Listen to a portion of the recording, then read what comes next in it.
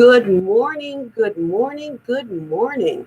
Happy Thursday. Today is August 20th, 2020, and I would like to welcome you to this week's episode of When Life Needs a Detox. Now, I'm going to have to ask you guys indulgence for just a minute because I got kind of a slow start this morning. It's a mess when you have certain conditions such as vertigo, and they kick in just when you need to get something done. But we are here, we are happy, we're above ground, we are being seen and not viewed. It's still a beautiful, beautiful day. So let me get all of these references because I know one thing: if I'm speaking on facts and I'm making conjectures concerning facts, you guys want to know if I know what I'm talking about. So I need to give you something to read and think about for yourselves, because you should never take anyone's word for what they're doing.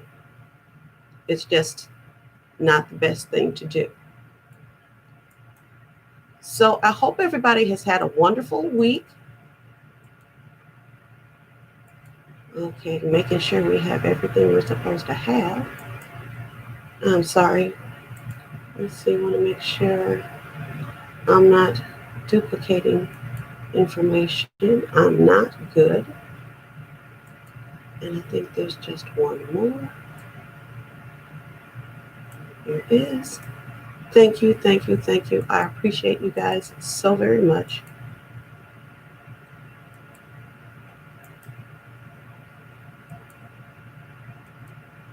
And I think that is all.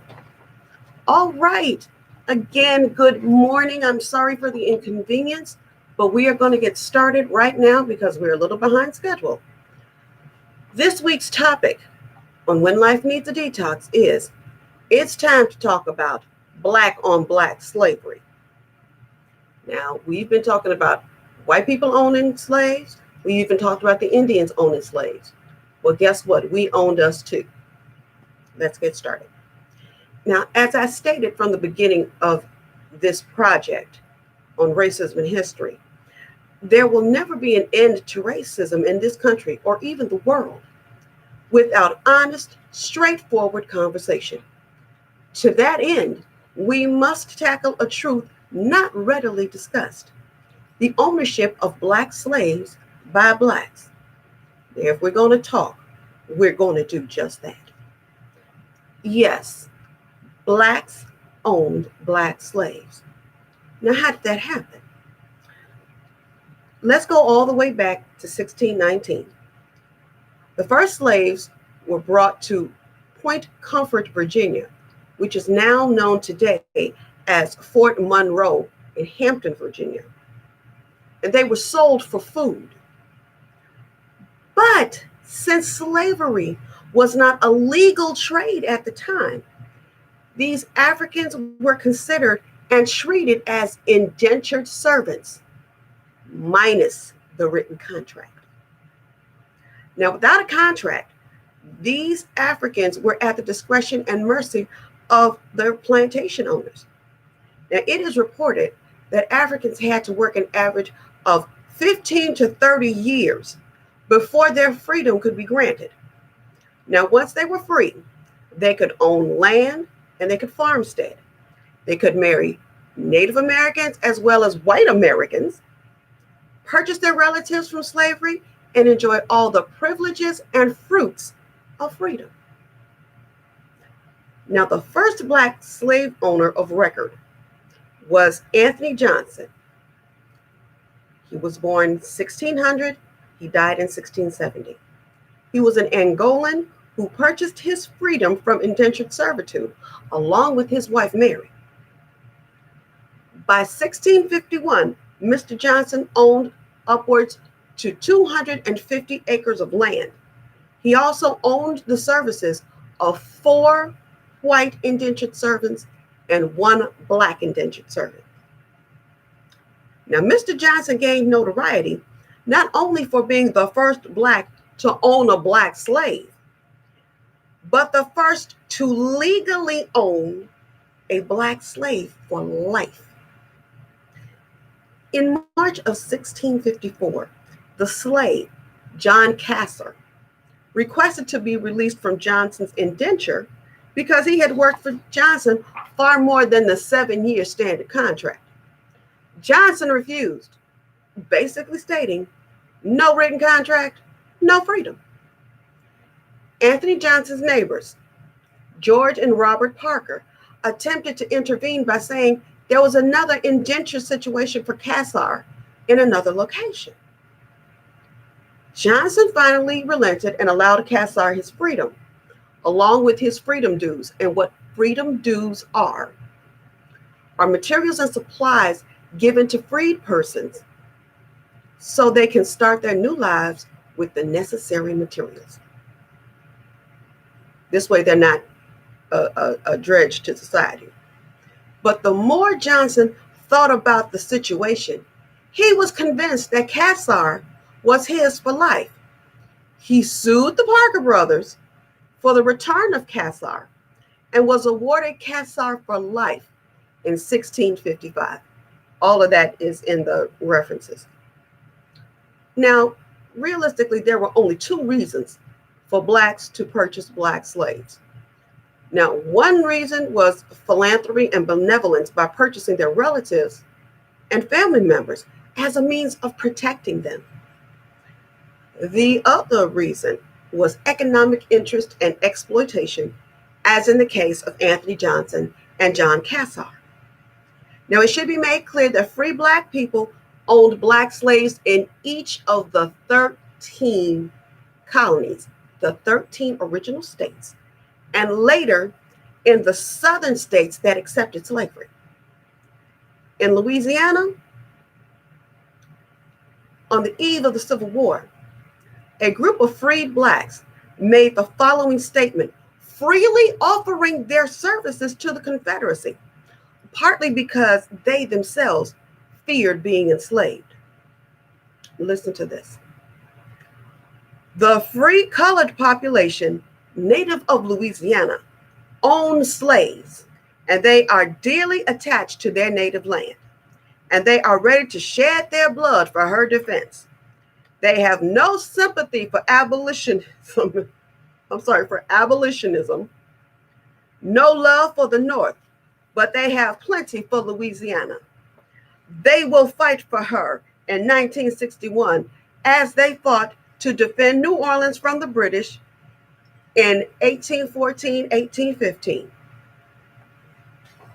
Now, when the Civil War did commence in 1861, these freedmen formed a militia called the Native Guards. Now, however, when New Orleans fell to the Union Army in 1862, 10% of the Native Guards reformed into the Native Guards Corps d'Afrique to defend the Union. Talk about opportunistic. Now, there are a lot of statistics on the number of black slaves owned by black slave owners. Carter G. Woodson gives this breakdown. In 1830, 13.7% of the black population was free. Now that comes out to 319,599 free black Africans. Now, of the free population, 1% of that population owned less than 1% of the total slave population in the United States. Now, let me break that down in numbers. 1% of 319,599 people is 3,776. These 3,776 people owned less than 1% of 2 million slaves. And that breaks down to 12,907. It gets a little heady there in the references. Now, Mr. Thomas Presley used the same statistics in his essay, The Known World of Free Black Slaveholders, and came up with the following calculations on how many slaves were owned per slave owner in 1830. Listen to this. About 1% of Black slave owners, that's 54 people, owned 20 to 84 slaves. 4%, which is about 172 people, owned 10 to 19 slaves. 94%, which is 3,550 people, 94% of Black slave owners owned 1 to 9 slaves. And overall, in these statistics, 42% of Black slave owners owned just 1 slave. Now, in this 42% of the Black slave owners, they more than likely bought a family member to protect them, such as the instance of a freed Black man purchasing his wife. His slave ownership grew if he and his wife had children, but he had not emancipated his wife. They have to understand, children born of a slave woman took on the status of their mother. So if for whatever reason the husband did not emancipate his wife, such as he couldn't afford to go and legally do this, she remained a slave. The children born of her were slaves. I'm back. An article from the American Thinker, Do Blacks Owe Other Blacks Reparations, by Peter Beauregard, written August 8th, 2020, makes the following assertion. To be clear, reparations of any kind are divisive and unwarranted. They are harmful, disingenuous, and entirely unfair, regardless of historical realities. But if this is the direction we are headed, then is it time for the Black community to open its checkbook for itself? The historical realities would suggest so. Now, before you get upset with Mr. Beauregard, let's put this into the context of what we currently know. 1, all civilization began in Africa. More to the point, northern Botswana. This means everyone is Black. 2, no one in Congress during antebellum slavery time or during Reconstruction was willing to put a one-drop rule into law, as it was conceded that there are no pure whites anywhere in the United States due to whites commingling with Blacks, freed and enslaved, and Native Americans, freed and enslaved. Such a law could prove detrimental to too many people.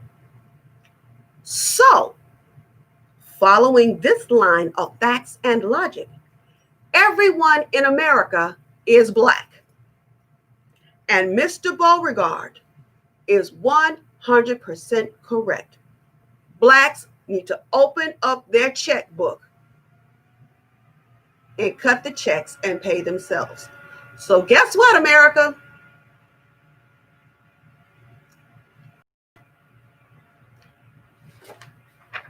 Now, it would appear that I still have a lousy connection with YouTube this morning. So I hope you have enjoyed this week's episode of When Life Needs a Detox.